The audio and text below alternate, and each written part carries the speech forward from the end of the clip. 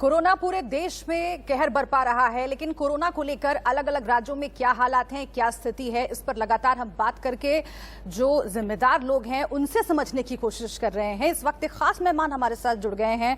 Doctor Raghu Sharma जुड़े हुए हैं हमारे साथ, राजस्थान के स्वास्थ्य मंत्री। डॉक्टर रघु शर्मा जी, बहुत स्वागत है आपका इंडिया न्यूज पर। और हम उम्मीद करते हैं कि राजस्थान की जनता के जहन में जो कुछ सवाल होंगे कोरोना से जुड़े हुए, उनके जवाब आगे आने वाले कुछ मिनटों में मिल सकेंगे। शुरुआत में केसेस और जो डेथ रेट है उससे करना चाहती हूं, क्योंकि एक अच्छी खबर राजस्थान से भी आई, जैसे कि और राज्यों से भी आ रही है कि केसेस धीरे धीरे कम हो रहे हैं। लेकिन चिंता की बात यह है कि मौतों का जो आंकड़ा है वो कम होता हुआ नहीं दिख रहा है।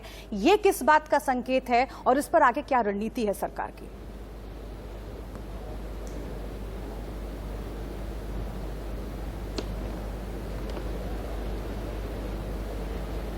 आवाज नहीं आ रही है। डॉक्टर रघु शर्मा, आप मुझे सुन पा रहे हैं? हाँ, अभी आवाज आई है। जी रघु जी, सवाल मेरा यही है आपसे कि जैसे कि और राज्यों से भी एक राहत भरी खबर आ रही है कि केसेस धीरे धीरे कम हो रहे हैं, राजस्थान में भी केसेस कम हो रहे हैं, लेकिन जो मौतों का आंकड़ा है वो कम नहीं हो रहा है। ये कितनी बड़ी चिंता का सबब है और इसको लेकर सरकार का आगे क्या एक्शन प्लान है?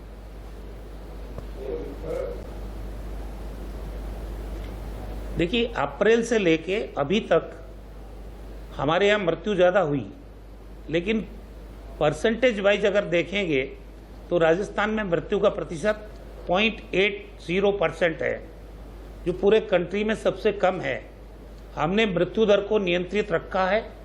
जिस ढंग से हम लोगों ने गांव-गांव में डोर टू डोर सर्वे करके, टेस्टिंग करके, दवाइयों का किट बांट के, ILI केसेस को आइडेंटिफाई करके, जो लोग पॉजिटिव हैं उनको हॉस्पिटलाइज करके या आइसोलेट करके, ये क्योंकि अब की बार गाँव में ज़्यादा फैला है संक्रमण, और गाँव में संक्रमण जब फैला है तो वार फुट पे हमारी टीम ने काम किया है। पिछले 1 महीने से पूरे राजस्थान में हमारी 8 करोड़ की आबादी है, डोर टू डोर का सर्वे का काम हमारी टीमों ने किया है। एक बार सर्वे हो चुका, दूसरी बार भी सर्वे हमारा हो रहा है। टाइमली हम लोग जो ILI केसेज हैं उनको आइडेंटिफाई करते हैं, उनका टेस्टिंग करते हैं, और टेस्टिंग करने के बाद अगर पॉजिटिव केसेस आते हैं तो उनको आइसोलेट या एडमिट करते हैं अस्पताल में ट्रीटमेंट के लिए। जहाँ तक इंफ्रास्ट्रक्चर की बात है, राजस्थान में 350 कम्युनिटी हेल्थ सेंटर्स जो रूरल एरियाज में हैं, हमने उनको वेल इक्विप्ड किया है। वहाँ पे बेड्स लगाए हैं, oxygen supported, remdesivir injection, tocilizumab injections, और डॉक्टर्स की नियुक्ति वहाँ पर पूरा मेडिकल स्टाफ लगाया है। अब वहाँ पे आने वाले टाइम में, क्योंकि थर्ड वेव की आशंका व्यक्त की जा रही है, वहाँ जनरेशन के प्लांट्स भी सारे 350 कम्युनिटी हेल्थ सेंटर्स पे ये काम कर रहे हैं। मेडिकल कॉलेज से जुड़े हुए अस्पताल में ऑलरेडी हमने लगा रखे हैं जनरेशन के प्लांट, लिक्विड ऑक्सीजन के प्लांट भी हैं। जितने जिला अस्पताल हैं, जो उप जिला चिकित्सालय है, वहाँ पे इंफ्रास्ट्रक्चर हमारे पास पहले से है। हमने ICU बेड की संख्या बढ़ाई है, सेंट्रलाइज ऑक्सीजन पाइपलाइन बिछाई है, सब जगह ऑक्सीजन सपोर्टेड बेड तैयार किए हैं। जिस ढंग से राजस्थान में वॉरफुट पे काम हुआ है, मैं समझता हूं इस बार एक दिन में 18,300 पॉजिटिव केसेस आए, लेकिन और टोटल एक्टिव केस राजस्थान में 2 लाख पार कर गए। रघु शर्मा जी, अगर कुछ आप आंकड़ों के जरिए समझा सकें कि पहले की अपेक्षा अब धीरे जो धीरे बेड्स की संख्या है उसे कितना बढ़ाया गया है, कितने ऑक्सीजन प्लांट्स आप लोग अब तक इंस्टॉल कर पाए हैं? क्योंकि जब पहली वेव आई थी उसके बाद भी राज्य सरकारों ने, केंद्र सरकार ने यही कहा कि हम काम कर रहे हैं और फैसिलिटीज बढ़ाने की दिशा में लगातार प्रयास हो रहे हैं। लेकिन जब दूसरी वेव ने दस्तक दी, जो हालत हुई है पूरे मुल्क में, वो हम सब ने देखा। और इसीलिए राजस्थान की जनता को अश्योर करने के लिए अगर आप आंकड़ों के हिसाब से समझा सके कि पहले से अब कितनी कैपेसिटी बढ़ी है और आगे कितनी कैपेसिटी बढ़ाने का प्लान है?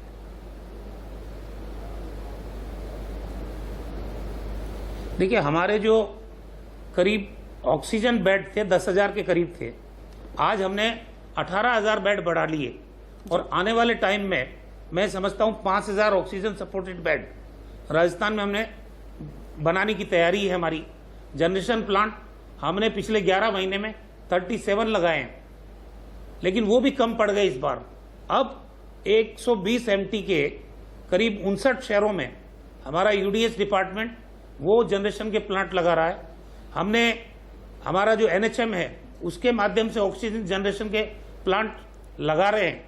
DRDO के माध्यम से 15-16 ऑक्सीजन जनरेशन के प्लांट वो लग रहे हैं। तो राजस्थान में आने वाले समय में हम ऑक्सीजन के पॉइंट ऑफ व्यू से कोई कमी रहने नहीं देंगे। चुनौती चाहे कितनी भी आए, हमारे वेंटिलेटर्स की संख्या में हमने बढ़ोतरी की है। आज करीब 3000 वेंटिलेटर्स राजस्थान में रेडी है और ICU बेड्स की संख्या भी हमारे पास 3000 के करीब ही है। तो कुल मिला के जो इंफ्रास्ट्रक्चर हम तेजी से हमने बढ़ाया है जी। ये जो चुनौती अचानक आई, एकदम केसेस तेज हुए जी। अगर हम लॉकडाउन नहीं लगाते तो यहाँ स्थिति विस्फोटक होती थी। लेकिन अब हमारे पर डे केसेस 7000 के करीब आ रहे, मृत्यु का आंकड़ा भी कम हुआ है और जैसा थर्ड वेव की आशंका बताई जा रही है उसकी तैयारी हमने अभी से शुरू ठीक है। थर्ड वेव पर मैं आती हूँ सर। और राजस्थान में नियोनेटल इंटेंस, बहुत अच्छी बात है आपने जो जानकारी दी और उम्मीद करते हैं कि जो किल्लत संसाधनों की हमने सेकेंड वेव में देखी है वो थर्ड वेव में नहीं देखने को मिले, क्योंकि ऐसे ही मौके होते हैं जब सरकारों की परीक्षा होती है और बहुत जरूरी है कि इसके लिए पहले से तैयारी की जाए। लेकिन ब्लैक फंगस अभी भी बहुत चिंता पैदा कर रहा है और इससे ये लग रहा है कि खतरा अभी टला नहीं है।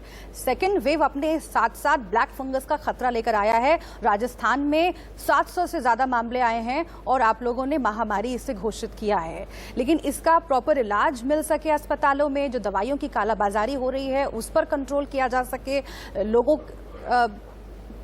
लोगों में जो मरने की तादाद है उसे कम किया जा सके, क्या प्लान है सरकार के पास? देखिए, ये म्यूकोमाइकोसिस जिसको ब्लैक फंगस कहते हैं जी, ये डायबिटीज बढ़ जाने की वजह से होती है।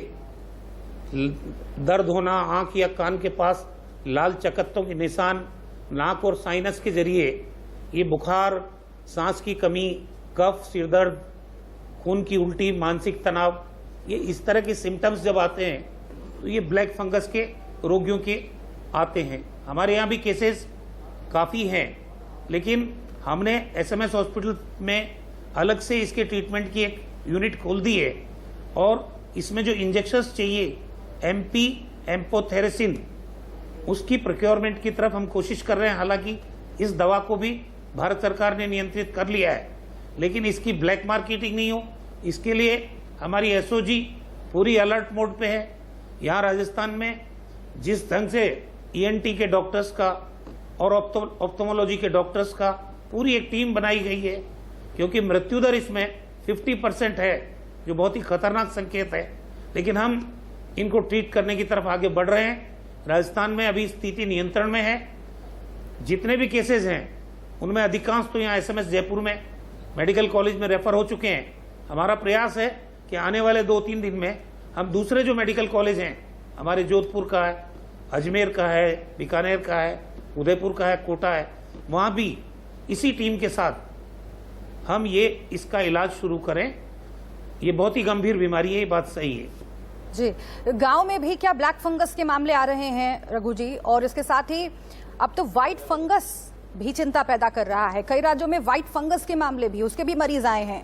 राजस्थान में उसको लेकर क्या स्थिति है? और अगर गांव में ब्लैक फंगस के मामले बढ़ते हैं तो उस खतरे से निपटने के लिए आगे किस तरीके से आप लोग काम करेंगे? देखिए, ये जो ब्लैक फंगस है ये अत्यधिक स्टीरॉइड देने की वजह से और डायबिटीज बढ़ जाने की वजह से होती है। लंबे समय तक कोई मरीज ICU में रहेगा, उसकी इम्यून सिस्टम कमजोर होने की वजह से। तो ये इक्के दुक्के केसेस हमारे ग्रामीण क्षेत्रों में आए हैं, जिनको रेफर करके जयपुर के SMS अस्पताल में भर्ती किया गया है। और यहाँ प्राइवेट सेक्टर में भी एक जैन ENT है हॉस्पिटल, 100 के करीब मरीज वहाँ भी भर्ती है, जो स्पेशलाइज्ड हॉस्पिटल है सिर्फ इसी पर्पज के लिए। वहाँ भी हमारे 100 मरीज के करीब वहाँ भर्ती है। कुल मिला के गाँव में ज़्यादा इसका प्रकोप आया नहीं है, लेकिन जो भी केसेस रेफर होके आ रहे हैं वो SMS हॉस्पिटल में हमने अलग इसका वार्ड बना दिया है और वहाँ ट्रीटमेंट की फैसिलिटी शुरू कर दी है। एक आखिरी सवाल आपसे डॉक्टर साहब, और वो ये कि तीसरे फेज में बच्चों पर बहुत खतरा मंडरा रहा है और ये कहा जा रहा है कि बच्चे बड़ी संख्या में कोरोना से संक्रमित हो सकते हैं। तीसरे फेज के लिए इसके मद्देनजर क्या तैयारियां? देखिए, जितने भी हमारे नियोनेटल इंटेंसिव केयर यूनिट हैं राजस्थान के अंदर, जितने पीडियाट्रिक इंटेंसिव केयर यूनिट है, जितने SNCU है, जितने मदर एंड चाइल्ड हॉस्पिटल्स हैं, उनकी तो सुविधाओं को हम वेल इक्विप्ड कर ही रहे हैं। वहाँ सेंट्रलाइज ऑक्सीजन पाइपलाइन सिस्टम, वहाँ ऑक्सीजन जनरेशन के प्लांट्स, इसके साथ साथ हम लोग, मैंने अभी कहा आपको कि कम्युनिटी हेल्थ सेंटर्स जो हैं ग्रामीण इलाकों में, वहाँ भी 2-2, 3-3 बेड ICU के डेवलप कर रहे हैं, उनमें भी सेंट्रलाइज ऑक्सीजन सिस्टम कर रहे हैं और वहाँ भी जनरेशन के प्लांट ऑक्सीजन के लगा रहे हैं। हमारी कोशिश रहेगी कि ये जो थर्ड वेव आएगी उसकी तैयारी हम आने वाले 1 महीने में कर लें। ऐसा बताया जा रहा है एक्सपर्ट्स के द्वारा कि सितंबर में इसके आने की संभावना है। तो हम तो आने वाले 1-1.5 महीने के अंदर अंदर राजस्थान को वेल इक्विप्ड करेंगे ताकि इस तीसरी वेव का मुकाबला हम राजस्थान में डट के कर सकें। जी, बहुत शुक्रिया आपका डॉक्टर रघु शर्मा जी हमसे बातचीत करने के लिए। उम्मीद है कि जैसा कि डॉक्टर रघु शर्मा बता रहे हैं कि अगले 1 महीने के भीतर थर्ड वेव के लिए राजस्थान में तैयारियां कर ली जाएंगी, ताकि अगर बड़ी संख्या में फिर से एक बार मरीजों का आना शुरू हुआ तो सरकार इस स्थिति से अच्छे से निपट सके। बहुत शुक्रिया सर आपका हमसे बातचीत करने।